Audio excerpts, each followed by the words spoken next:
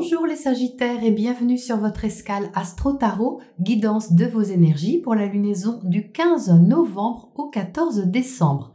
La nouvelle lune du 15 novembre en Scorpion vous propose un nouveau cycle basé sur une transformation intérieure, une préparation à clôturer un chapitre de votre vie. C'est une énergie favorable pour renaître à quelque chose de nouveau, pour peaufiner ou revoir vos idéaux et surtout pour écouter beaucoup plus ce qui se passe en vous. La nouvelle lune est en aspect harmonieux aux planètes en Capricorne dans votre secteur des biens, des valeurs, des finances et à Neptune dans votre secteur privé et familial. Vous êtes donc invité à tourner une page importante qui a rapport avec ce qui compte pour vous concrètement et personnellement. Et ça va vous donner de l'élan, car Mars repart enfin en marche directe. L'énergie active qui était retenue ou contenue dans votre secteur affectif, créatif et amoureux sur les dernières semaines peut se libérer. Soyez toutefois vigilants à ne pas partir en trombe parce qu'il y a encore des défis à relever au passage. Mais quoi qu'il en soit, l'énergie se débloque tout de même. Les premiers jours du cycle, entre le 15 et le 21 novembre, vous donneront de l'espoir au niveau affectif, amical ou social. Toutefois, la notion de liberté dans la relation devra être ajustée.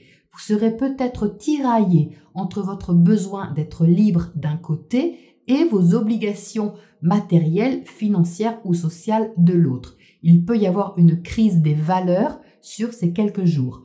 L'autre peut aussi, avec l'opposition de Mercure à Uranus, soulever cette question en provoquant une libération nécessaire d'abord en vous. Il sera peut-être question de vous demander quels sont vraiment vos désirs profonds et de secouer vos habitudes ou d'apporter du nouveau dans votre vie au quotidien. Ensuite, à partir du 22, le Soleil entre chez vous en Sagittaire et Vénus en Scorpion. Le Soleil va réchauffer votre position, vous donner plus d'énergie et d'éclat et Vénus, elle, va intensifier vos désirs, vos sentiments et peut-être de façon secrète. Entre le 22 et le 30, il peut d'ailleurs y avoir beaucoup d'introspection et de réflexion sur ce qui a de la valeur pour vous avec des mises au point radicales autour du 27. La pleine lune du 30 novembre sera importante pour vous puisqu'elle aura lieu dans l'axe Gémeaux-Sagittaire.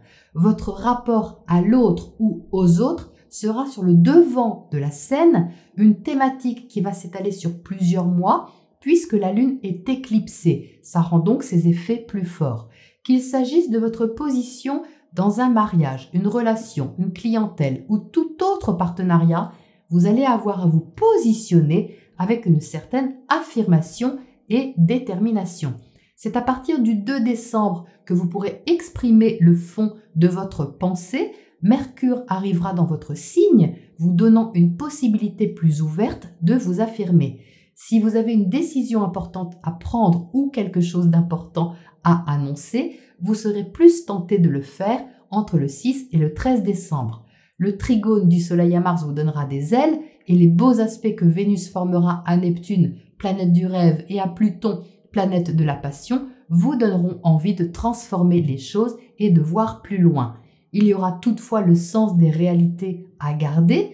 Mercure et le Soleil formeront tour à tour un carré à Neptune et ça pourrait provisoirement, sur ces quelques jours, vous éblouir ou augmenter votre idéalisme. Donc, assurez-vous juste que les choses soient bien claires en vous au niveau de ce que vous avez à laisser partir d'une certaine manière pour vous sentir plus libre. C'est donc un virage important sur cette lunaison avec le pouvoir que vous avez de tourner cette page et je vous propose de voir ce que les tarots ajoutent sur cette météo. Alors, les Sagittaires, en termes de pages qui se tournent et de virages à prendre, je crois qu'on est en plein dedans, puisque vous avez la mort en plein au milieu de votre jeu. Donc, n'ayez pas peur de cette carte, c'est bien sûr symbolique. La mort, c'est une page importante à tourner, une fin de cycle, quelque chose qui meurt parce que c'est voué à mourir pour renaître à quelque chose de nouveau. Je vais y revenir. Vous entrez dans ce tirage avec le roi d'épée. Donc, votre état d'esprit est décidé. Il y a quelque chose ici qui est mature dans votre esprit On a ce roi qui maîtrise tout le domaine de la réflexion et de la communication, qui est tout à fait déterminé et décidé à avancer dans une direction précise, celle du magicien qui est en dessous. Avec le magicien, vous êtes en position de créer quelque chose de nouveau. C'est d'autant plus flagrant que ce magicien se trouve justement à côté de la mort. Et c'est d'autant plus flagrant qu'il se trouve au-dessus de l'as de pentacle. Donc là, il y a vraiment un nouveau départ qui est concret. Avec le pentacle, on est dans les choses matérielles, concrètes, terre à terre, quelque chose qui va loin, qui se construit sur des bases solides. Donc il peut s'agir d'un investissement au sens propre, qui peut toucher votre famille, qui peut toucher votre logement, puisque c'est relié quand même à votre secteur privé. Mais au sens symbolique, on va dire que vous créez quelque chose qui a de la valeur pour vous. Peut-être que jusqu'à maintenant, justement, vous étiez en équilibre avec ce 2 de pentacle, au niveau professionnel, au niveau de votre réalisation sociale ou de votre façon de vous épanouir à l'extérieur si vous ne travaillez pas. Peut-être que vous étiez en train de jongler entre deux situations. Vous réussissez à le faire, les Sagittaires, vous êtes habiles avec cet équilibre à trouver, mais je pense que vous décidez sur cette lunaison de mettre fin à cette sorte de balançoire dans votre vie pour prendre une direction, celle que vous choisissez. Vous voyez qu'ici, on passe du 2 au 1. Ce 2 passe par le roi d'épée, c'est-à-dire par une décision, une prise de conscience, une maturation de vos idées, de votre cheminement intérieur qui fait que vous décidez de vous engager dans cette direction. Donc, il est très important sur cette lunaison d'écouter ce que vous ressentez puisque vous avez la grande prêtresse qui est là dans votre socle. La grande prêtresse, c'est le siège de vos émotions. C'est ce Neptune qui se trouve dans votre maison 4, la maison de la famille, du foyer, mais surtout de vos émotions profondes. Et vous voyez qu'ici, avec la grande prêtresse, vous êtes invité à écouter votre intuition, à vous relier à une sorte de sagesse intérieure aussi, pour pouvoir préparer les choses avec un certain sérieux, parce que la prêtresse est très sérieuse, C'est quelqu'un qui est plutôt secret, qui étudie, qui peaufine dans son coin. Donc ce nouveau départ que vous prenez ici, ce que vous initiez, est certainement motivant puisque vous avez le page de bâton ici, mais reste sage et très connecté aussi à vos besoins intérieurs. Donc justement, ce page de bâton, c'est ce Mars en bélier qui repart en marche directe. C'est une énergie de feu qui est enthousiaste, mais qui est un peu immature. Vous voyez que c'est un enfant, c'est une énergie qui a envie de se lancer, d'expérimenter des choses avec une certaine joie, avec un certain enthousiasme. Mais comme je vous le disais, Mars a encore des virages à passer, des carrés importants à expérimenter. Et donc, tout n'est pas faisable sur cette lunaison, ça va se faire petit à petit, c'est ce que dit cet as de pentacle. Mais l'énergie, elle est là, elle revient, quelque chose revient au niveau du dynamisme et vous pousse en avant puisque vous avez le chariot ici. Et vous voyez justement que cette combinaison des deux, la mort avec le chariot à côté, on a une avancée, on a une mise en action dynamique, volontaire, qui implique votre secteur relationnel. Parce que sur cet axe, vous avez 3 arcanes majeurs, ce qui montre que l'énergie est très importante. Et on a ici une sorte de renaissance, puisque vous voyez qu'ici, en dessous du cheval, il y a un enfant qui brandit un bouquet de fleurs en signe un peu de célébration d'une nouvelle vie qui arrive. Et c'est confirmé justement par ce chariot qui avance. Donc avec ce magicien, vous reprenez les rênes de votre vie, vous décidez certainement quelque chose d'important pour vous au niveau personnel. Ça implique certainement de tourner une page ou d'apporter un changement important dans une thématique en particulier. Mais alors, vous avez tout ce qu'il faut pour avancer et pour faire avancer ce chariot dans la bonne direction.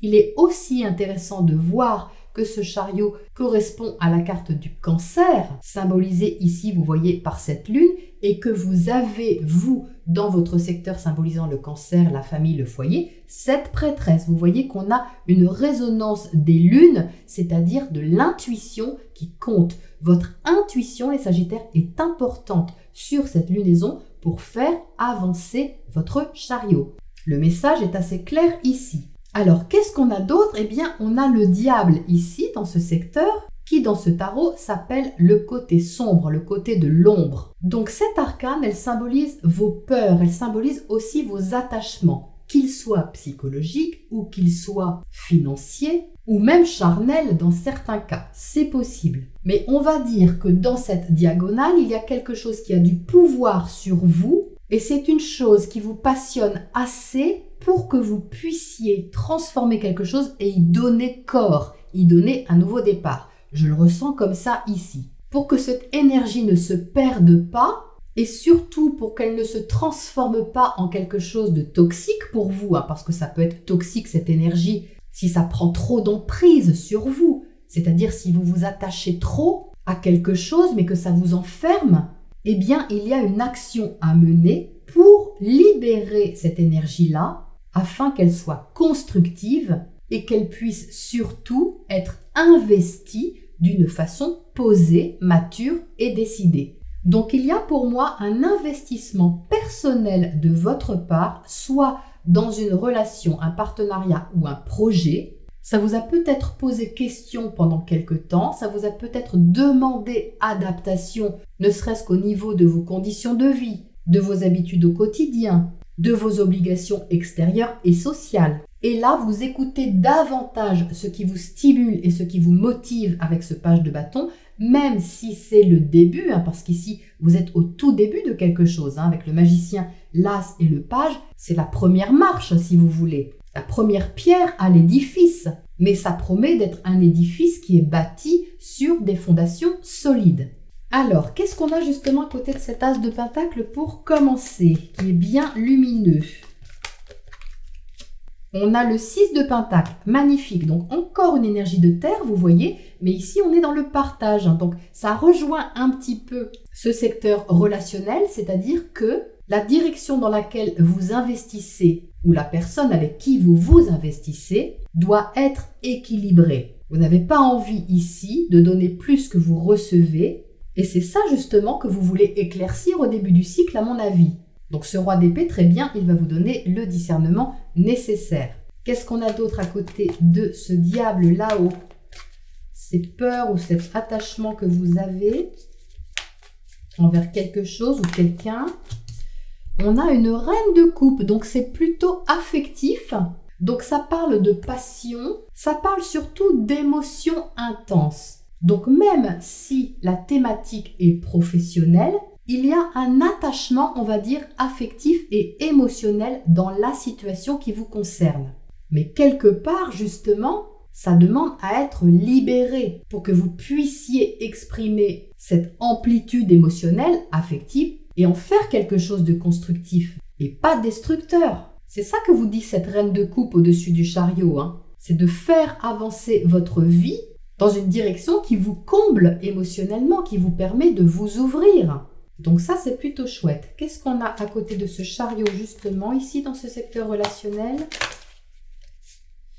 On a le pape, donc il y a quelque chose d'officiel ici pour vous, les Sagittaires. On a quelque chose de guidé, de protégé quelque part même, d'une certaine manière.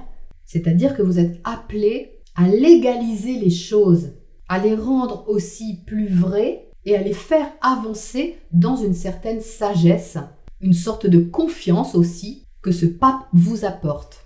Bien, bien, bien. Qu'est-ce qu'on a comme oracle conseil pour terminer pour vous les Sagittaires là-dessus?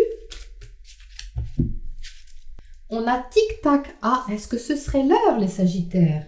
Est-ce que ce serait l'heure de passer à l'action? On dirait qu'ici l'univers conspire à vous faire avancer et aussi de vous dire que ça ne sert peut-être à rien d'attendre. Si l'énergie est là et si vous êtes sûr de vous, eh bien, tout simplement, c'est le moment, les Sagittaires. C'est le moment d'initier quelque chose, de créer et de vous diriger vers quelque chose qui vous passionne. Voilà les Sagittaires pour cette lunaison et je vous retrouve très bientôt pour la prochaine escale.